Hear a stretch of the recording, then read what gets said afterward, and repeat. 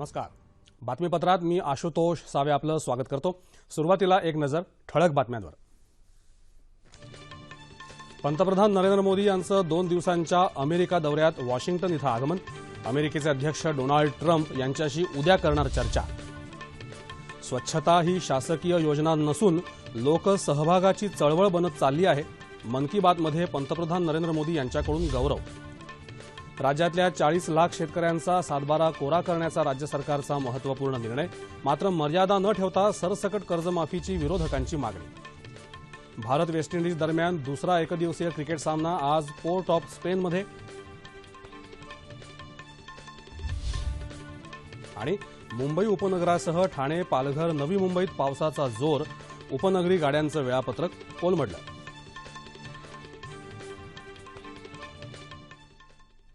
आणि आता पाहूया सविस्तर वृत्त.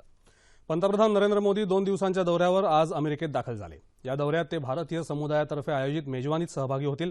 तसंच राष्ट्राध्यक्ष डोनाल्ड ट्रम्प यांच्याशी द्विपक्षीय चर्चा करतील. दोन्ही देशांमधले संबंध अधिक वृद्धिंगत करणं हा या दौऱ्याचा उद्देश आहे. यामुळे दोन्ही देशांना त्याचा लाभ मिळेल असं पंतप्रधान नरेंद्र मोदी यांनी अमेरिकेत दाखल होण्यापूर्वी ट्विटरवर म्हटलं आहे. या दौऱ्यात ते काही नामवंत कंपन्यांच्या मुख्य कार्यकारी अधिकाऱ्यांशीही चर्चा करणार आहेत. मोदी आणि ट्रम्प यांच्या दरम्यान उद्या भेट होणार आहे. ट्रम्प प्रशासनाच्या कार्यकाळात व्हाईट हाऊस इथं मेजवानी घेणारे मोदी हे पहिले नेते आहेत. पंतप्रधान नरेंद्र मोदी यांच्या अमेरिका दौऱ्यापूर्वी भारताचे परराष्ट्र व्यवहार सचिव एस जयशंकर यांनी काल अमेरिकेचे परराष्ट्र सचिव रेक्स टिलरसन यांची भेट घेतली. यावेळी त्यांनी भारत अमेरिका संबंध आणि मोदी ट्रम्प यांच्या बैठकीचा अजेंडा यावर चर्चा केली.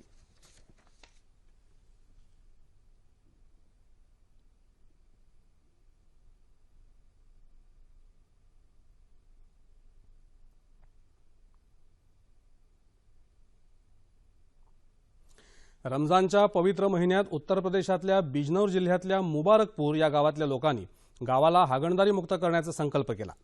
यासाठी त्यांनी 17 लाख रुपयांची आणि धार्मिक सण यांचा सुंदर मिलाफ केला आहे. अशा शब्दात पंतप्रधान नरेंद्र मोदी यांनी मुबारकपूरकरांचा गौरव केला. ते आज मन की बात या कार्यक्रमात देशवासियांशी संवाद साधत होते. यावरून स्वच्छता हा सरकारी कार्यक्रम न राहता सामान्य माणसाची चळवळ बनत चालली आहे. सरकारमध्ये बसलेले लोक देखील लोकसहभागातून हे कार्य पुढे नेतात तेव्हा त्याची ताकद कित्येक पटीनं वाढते असं ते म्हणाले. मदुराई इथल्या एका गृहिणीनं पंतप्रधानांना पत्र लिहून बाजारपेठेचं महत्त्व सांगितलं. त्या अनुषंगानं EGEM या संकेतस्थळांमुळे निर्माण झालेल्या स्रोतांची त्यांनी माहिती दिली. सरकार को अपना माल बेचना चाहते हैं उससे ज्यादा से ज्यादा जुड़े. मैं मानता हूं minimum government and maximum governance का एक बेहतरीन उदाहरण है ये. और इसका लक्ष्य है मिनिमम प्राइस और मैक्सिमम ईज, एफिशिएंसी एंड ट्रांसपेरेंसी. नुकत्याच झालेल्या आंतरराष्ट्रीय योग दिनानिमित्त झालेल्या विक्रमाचीही पंतप्रधानांनी यावेळी माहिती दिली.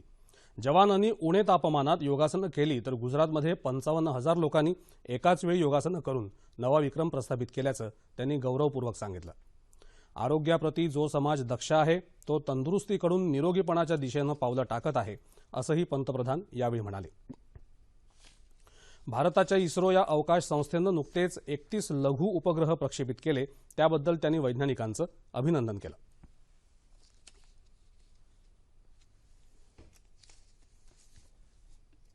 हम स्पेस साइंस में हमारी जो सिद्धियां हैं उसके लिए भी गर्व कर सकते हैं. और यही तो भारत की विशेषता है कि अगर हमारे पैर योग से जुड़े हुए जमीन पे हैं तो हमारे सपने दूर दूर आसमान की उन क्षितिजों को पार करने के लिए भी हैं. पिछले दिनों खेल में भी और विज्ञान में भी भारत ने बहुत कुछ करके दिखाया है. आज भारत केवल धरती पर ही नहीं अंतरिक्ष में भी अपना परचम लहरा रहा है. लोकशाही ही एक व्यवस्था आहे असं नाही तर ती एक संस्कार देखील आहे. अंतर्मनातील सजगता ही मुक्तीची किंमत आहे असं सांगत त्यांनी 52 वर्षापूर्वी याच दिवशी देशात जाहीर झालेल्या आणीबाणीच्या काळ्याकुट्ट दिवसांच्या आठवणी जागृत केल्या. राज्यातल्या 40 लाख शेतकऱ्यांचा सातबारा कोरा करणारा देशाच्या इतिहासातला सर्वात मोठ्या कर्जमाफीचा महत्त्वपूर्ण निर्णय मुख्यमंत्री देवेंद्र फडणवीस यांनी काल जाहीर केला. छत्रपती शिवाजी महाराज कृषी सन्मान योजनेचं शेतकऱ्यांनी स्वागत केलं आहे. सरकारनं कर्जमाफी करून सकारात्मक पाऊल उचललं आहे, तरी सरसकट कर्जमाफी करायला हवी होती, अशी प्रतिक्रिया विधान परिषदेचे विरोधी पक्षनेते धनंजय मुंडे यांनी व्यक्त केली.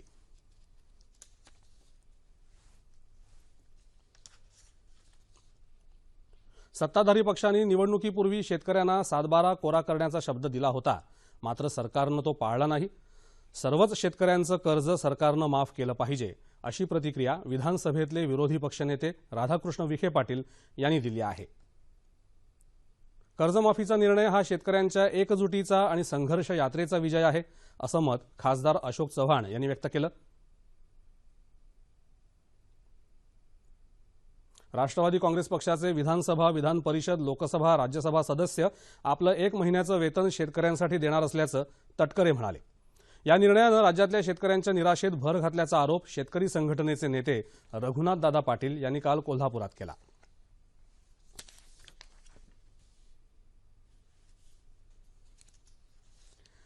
वैद्यकीय तज्ज्ञांनी सामान्य जनतेला चांगल्या आरोग्य सेवा देण्यासाठी डॉक्टर आणि रुग्ण यांच्यातला संवाद वाढवून विश्वास संपादन करण्याचा प्रयत्न केला पाहिजे, असं संरक्षण राज्यमंत्री डॉक्टर सुभाष भामरे म्हणाले. हेल्थ केअर अवॉर्ड 2017च्या वितरण कार्यक्रमात काल मुंबईत ते बोलत होते. ग्रामीण भागात चांगल्या आरोग्य सेवा उपलब्ध करून देण्यात येणार असून यासाठी आरोग्य क्षेत्रातील तज्ज्ञांचं मार्गदर्शन घेणार असल्याचं प्रतिपादन मुख्यमंत्री देवेंद्र फडणवीस यांनी यावेळी केलं. यावेळी शिक्षण आणि सामाजिक आरोग्य संशोधन संस्थेचे संस्थापक डॉक्टर अभय बंग आणि डॉक्टर राणी बंग यांना जीवनगौरव पुरस्कार, पद्मभूषण डॉक्टर सुरेश अडवाणी यांना अँकॉलॉजीच्या शास्त्रीय अभ्यासात सक्रिय सहभागाबाबत, तसंच डॉक्टर आलोक शर्मा, डॉक्टर संगीता डाके यांना विशेष पुरस्कारांनी सन्मानित करण्यात आलं. रोजगार हमी योजनेअंतर्गत राबवण्यात येणाऱ्या मागेल त्याला शेततळं या योजनेसाठी 63,33,33,000 रुपये इतक्या निधीला रोजगार हमी योजना मंत्री जयकुमार रावल यांनी मान्यता दिली आहे. दुष्काळमुक्तीसाठी मागेल त्याला शेततळं ही एक महत्वाकांक्षी योजना असून राज्यभरात 1,11,111 शेततळी बांधण्याचं उद्दिष्ट आहे. जवळपास 39,000 शेततळ्यांचं बांधकाम पूर्ण झालं असून 50,612 शेततळ्यांची कामं सुरू आहेत. यातून मोठ्या प्रमाणावर सिंचन क्षमता निर्माण झाली आहे. शेततळ्यांसाठीच्या या योजनेअंतर्गत आपलं सरकार वेब पोर्टल किंवा आपलं सरकार सेवा केंद्रावरून शेतकऱ्यांना ऑनलाईन अर्ज करता येतात, अशी माहितीही रावल यांनी मुंबईत दिली.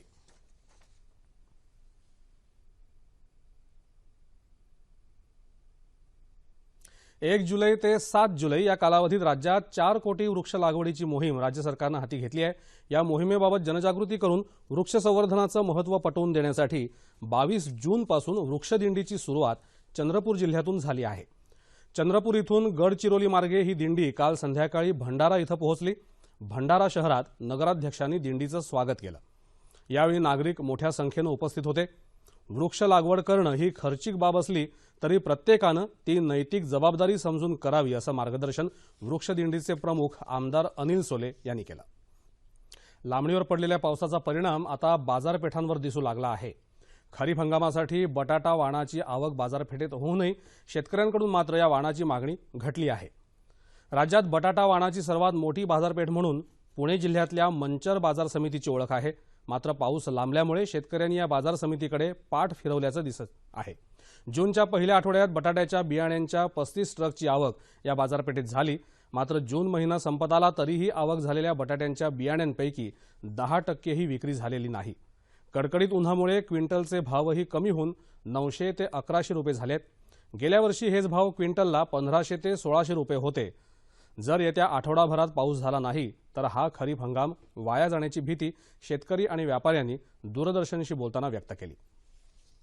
त्यामुळे शेतकरी चिंतातूर झालेला आहे. त्याच्यामुळे शेतकरी बटाटा बियाण्याकडे धजत नाही.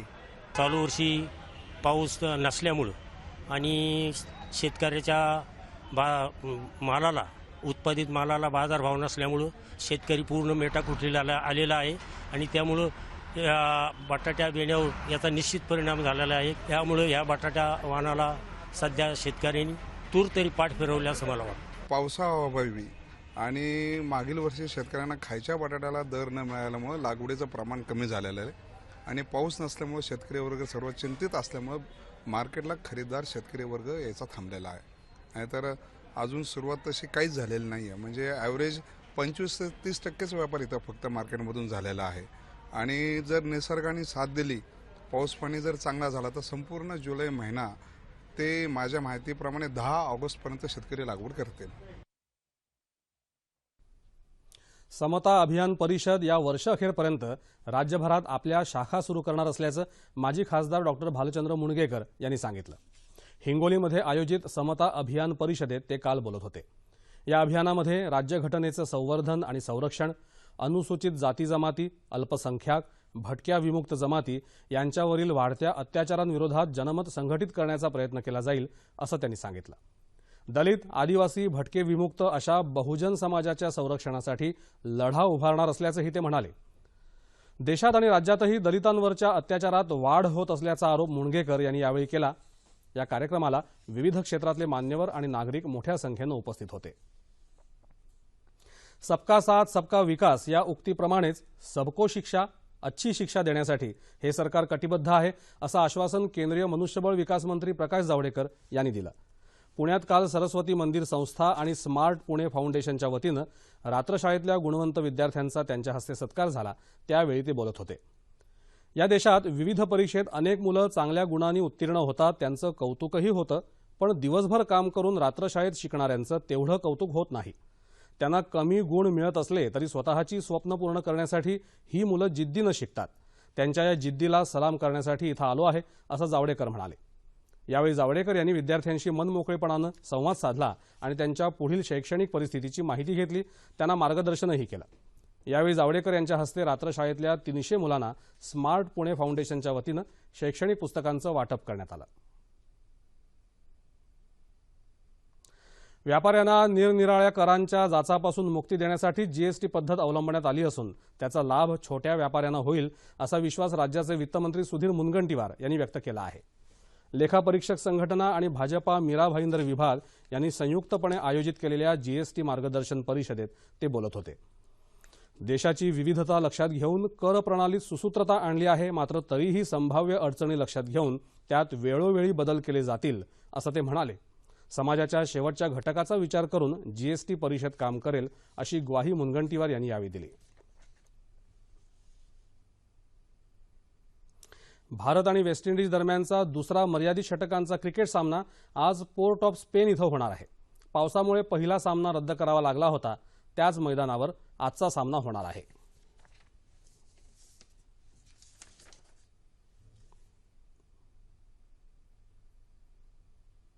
भारताच्या किदंबी श्रीकांतनं ऑस्ट्रेलियाई खुली सुपर सिरीज बॅडमिंटन स्पर्धा जिंकली आहे. आज सिडनी इथं झालेल्या अंतिम सामन्यात त्यानं चीनच्या चेन लॉंगचा 22-20, 21-16 असा सरळ 2 गेम्समध्ये पराभव केला. लॉंग हा 2 वेळचा विश्वविजेता आणि 1 वेळचा ऑलिम्पिक सुवर्णपदक विजेता खेळाडू आहे.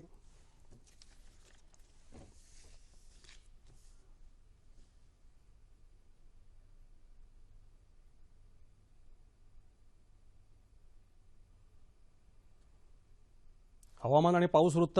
मुंबई शहरासह उपनगर आणि ठाणे जिल्ह्यात सर्वत्र काल रात्रीपासून विजांच्या कडकडाटासह पावसानं जोरदार हजेरी लावली आहे. जोरदार पावसामुळे ठाणे शहरात अनेक ठिकाणी झाडं उन्मळून पडली. ठाणे, कल्याण आणि भिवंडी शहरात पाणी साचलं. पावसाच्या सद्यस्थितीबाबत अधिक माहिती देत आहेत आमचे ठाण्याचे प्रतिनिधी मिलिंद लिमये.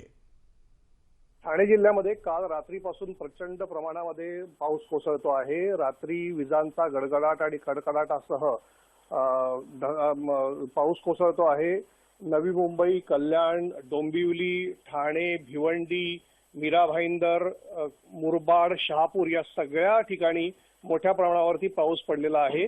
आणि शहापूरमध्ये वीज पडून 2 जणी जखमी झालेले आहेत. त्यांना आता ठाण्याच्या सिव्हिल रुग्णालयामध्ये दाखल करण्यात आलेलं आहे. मुरबाड इथे सुद्धा मोठ्या प्रमाणावरती पाऊस पडल्यामुळे अनेक गावांचा संपर्क तुटला होता, परंतु हळू आता पावसाचा जोर कमी झालेला आहे. त्यामुळे रस्त्यावरचं पाणी आहे ते पण ओसरू लागलेलं आहे. भिवंडी शहरामध्ये कामवारी नदी जी आहे तिला मोठ्या प्रमाणावरती पूर आलेला आहे. मोठ्या प्रमाणात पाऊस कोसळल्यामुळे बाजारपेठ परिसर जो आहे त्या परिसरामध्ये पाणी शिरलेलं आहे. दुकानदारांच्या दुकानांमध्ये पाणी शिरलेलं आहे. त्यामुळे त्यांचं नुकसान मोठ्या प्रमाणावर झालेलं आहे. ईद उद्या आहे त्याच्यामुळे रात्रभर भिवंडीतली दुकानं चालू होती आणि त्याच्यामुळे बराचसा माल त्यांचा जो आहे वाचवण्यात त्यांना यश आलेलं आहे. भिवंडीतल्या इतर भागामध्ये देखील पाणी शिरलेलं आहे. ठाणे शहरामधल्या कोपरी ठाणे पूर्व मधला कोपरी भाग जो आहे तिथे पाणी शिरलेलं आहे. पोखरण रोड नंबर 2 या ठिकाणी पाणी शिरलेलं आहे आणि बऱ्याचशा भागामध्ये विजेचा पुरवठा जो आहे तो खंडित झालेला आहे. ठाणे आणि कळवा या दोन्ही रेल्वे स्थानकांवरती स्थानकांच्या रुळांवरती मोठ्या प्रमाणावरती पाणी जमा झालेलं आहे. त्यामुळे धीम्या गतीची जी रेल्वे सेवा आहे जी ती आता जलद गतीवरती वळवण्यात आलेली आहे. प्रवाशांचे त्यामुळे हाल झालेले आहेत. मात्र पावसाचा जोर जर कायम राहिला तर आणखी मोठा विपरीत परिणाम या रेल्वे वाहतुकीवरती होऊ शकतो. मीरा भाईंदर परिसरामध्ये देखील मोठ्या प्रमाणावरती पावसाच्या सरी कोसळलेल्या आहेत. मिलिंद लिमाये, दूरदर्शन बातम्यांसाठी, ठाणे. पालघर परिसरातही पहाटेपासून विजांच्या कडकडाटासह जोरदार पाऊस झाला. इथल्या मनोर परिसराच्या सखल भागात पाणी साचलं आहे. या पावसामुळे इथली सूर्या नदी दुथडी भरून वाहत आहे. वसई विरारमध्येही पावसानं जोरदार हजेरी लावली आहे. लोणावळा खंडाळा परिसरातही पावसाची संततधार सुरू आहे. पुणे शहरासह उपनगरात आज सकाळपासून पावसानं हजेरी लावली आहे. नाशिक शहरासह इगतपुरी आणि त्र्यंबकेश्वर तालुक्यांमध्येही कालपासून जोरदार पाऊस सुरू आहे. मुंबई परिसरात झालेल्या जोरदार पावसामुळे सकाळपासूनच मध्य रेल्वेच्या उपनगरी गाड्या उशिरानं धावत आहेत. मुसळधार पावसामुळे मध्य रेल्वेच्या मुलुंड ते ठाणे दरम्यानचा मेगा ब्लॉक आज रद्द करण्यात आला आहे. येत्या 24 तासात कोकण आणि गोव्यात बहुतांश ठिकाणी, विदर्भात बऱ्याच ठिकाणी तर मध्य महाराष्ट्र आणि मराठवाड्यात काही ठिकाणी पाऊस पडण्याची शक्यता हवामान विभागानं वर्तवली आहे. याच काळात कोकण आणि गोव्यात तुरळक ठिकाणी जोरदार तर उत्तर कोकणात तुरळक ठिकाणी मुसळधार पाऊस पडण्याचा इशारा हवामान खात्यानं दिला आहे. आणि शेवटी ठळक बातम्या पुन्हा एकदा. पंतप्रधान नरेंद्र मोदी यांचं 2 दिवसाच्या अमेरिकी दौऱ्यात वॉशिंग्टन इथं आगमन.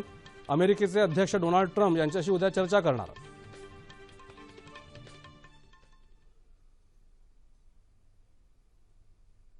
स्वच्छता ही शासकीय योजना नसून लोकसहभागाची चळवळ बनत चालली आहे. मन की बातमध्ये पंतप्रधान नरेंद्र मोदी यांच्याकडून गौरव. राज्यातल्या 40 लाख शेतकऱ्यांचा सातबारा कोरा करण्याचा राज्य सरकारचा महत्त्वपूर्ण निर्णय, मात्र मर्यादा न ठेवता सरसकट कर्जमाफीची विरोधकांची मागणी. भारत वेस्ट इंडिज दरम्यान दुसरा एकदिवसीय क्रिकेट सामना आज पोर्ट ऑफ स्पेनमध्ये. भारताच्या किदंबी श्रीकांतनं पटकावलं ऑस्ट्रेलियाई खुल्या सुपर सिरीज बॅडमिंटन स्पर्धेचं अजिंक्यपद. आणि मुंबई उपनगरासह ठाणे, पालघर, नवी मुंबईत पावसाचा जोर. उपनगरी गाड्यांचं वेळापत्रक कोलमडलं. याबरोबरच हे बातमीपत्र संपलं. पुन्हा भेटूया दुपारी 2:30 वाजता आपल्या सह्याद्री वाहिनीवर. नमस्कार.